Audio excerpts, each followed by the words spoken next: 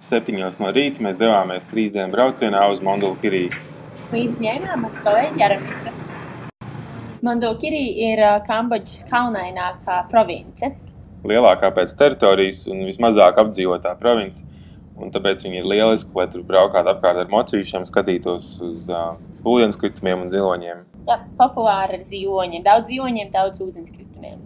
Ceļš bija ļoti garš, jābrauc ar mašīnu 5 stundas, ar autobusu 10. Pa ceļam redzējām dažādas lietas. Šitas, ko mēs pašlaik redzam, ir gumijas plantācijas. Viņi pašlaik ļoti populāri sastāda pilnu ar gumiju, un peļņa nāk tikai pēc 7 gadiem. Un tie kociņi bija ļoti mazi. Tā viņiem nav jāizskatās, viņi ir normāli lieli koki, vienkārši viņi ir svaigi stādīti, un tur vēl tuvākajā laikā nekāda peļņa nav gaidām. Pig, how do you say my house comment? Mon. No, mon is but pig. Mon. Nyam joljek mon nung kme. Mon nung kme so by. Joljek. Sa? Sukmon. Sukmon. Sukmon. So did you decide how is Cat? Name? Cat? No. Dog? Oh, no. Pēc atbraukšanas uz Mondulkiri iekārtojamies namiņos, noīrējām mocīšus un braucām skatīties pirmo ūdenskritumu. Pirmajā dienā mums daudz laika nebija atlicis, tāpēc, kad viņiem ļoti ātri paliek tumšs. Tāpēc tikai viens apskats objekts, tas ir lielākais Kambodžas ūdenskritums, saucās Būsrā.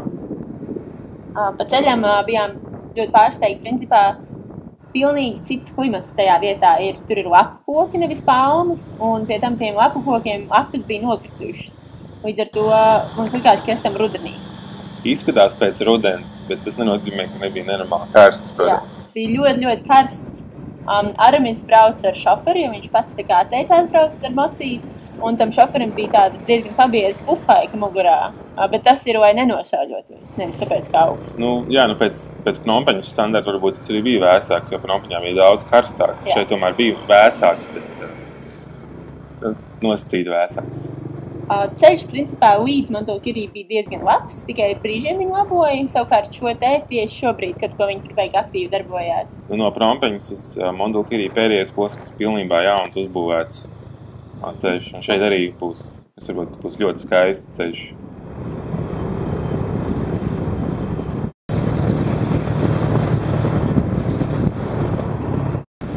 Ja saprotu pareizi, tad šis ceļš ir tikai mocīšiem. Mašīnām īsti tur nav atļauts pa viņu braukt. Mašīnas brauc pa citu pusi, kaut kā uz tā ūdens.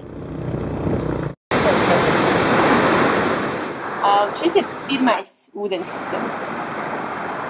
Izrādījās, ka ūdenskritums ir sadalīts 2 daļās. Mums palūdza nefotografēt un nefilmēt, jo tur bija mūki, kas mazgājās un peldējās ūdenskritumā.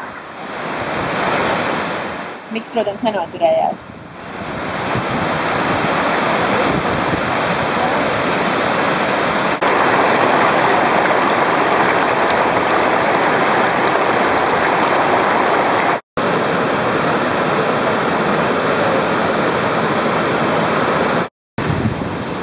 Iesim lejā. Šitas te ir mazais ūdenskritums. Tur lejā esot lielais. Tur. Iesim skatīties.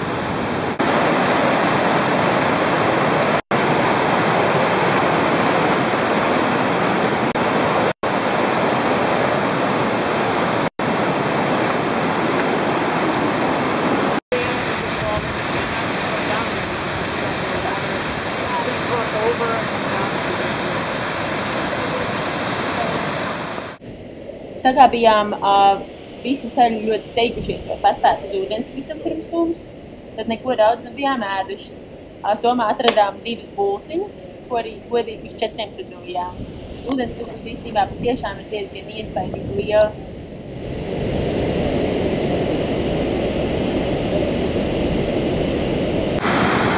Šis ir Kambodžas lielākais ūdenskritums.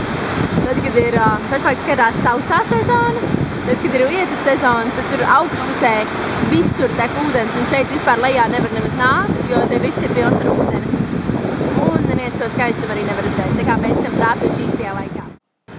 Ūdenskritums īstenībā patiešām ir ļoti liels un iespaidīgs, un to lielumu ir ļoti grūti saprast.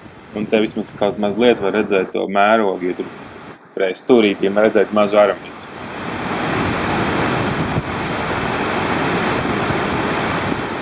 Redz, ka viņš jau joprojām ir.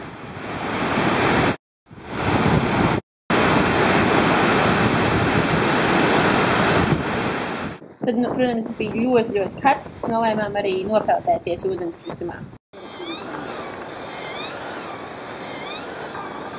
Skaņa esot no putniem. Diezgan neticami, bet tā nu viņi saka. Nopeldējāmies un devāmies atpakaļ uz mūsu Nature Lodge, kur mēs apmetāmies.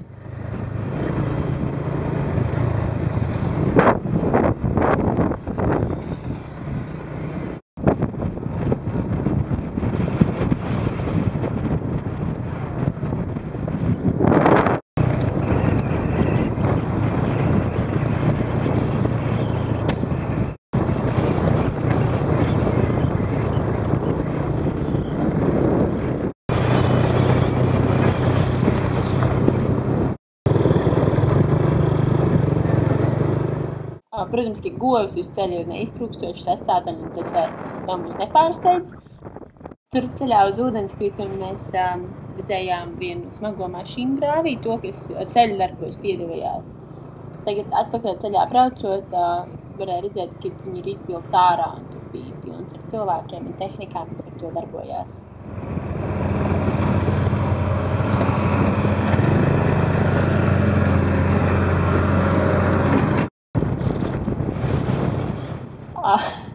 Pēc tam braucot atpakaļ uz to viesnīcu, mums ceļa vidū gadījās neliels pārsteigums, drīz varēsiet redzēt. Reku viņš ir, reku skrien pārsteigums.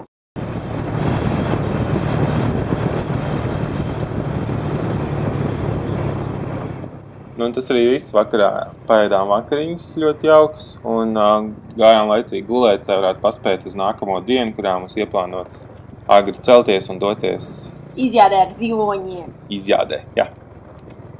Gaidiet nākošo sēriju. Čau! Čau!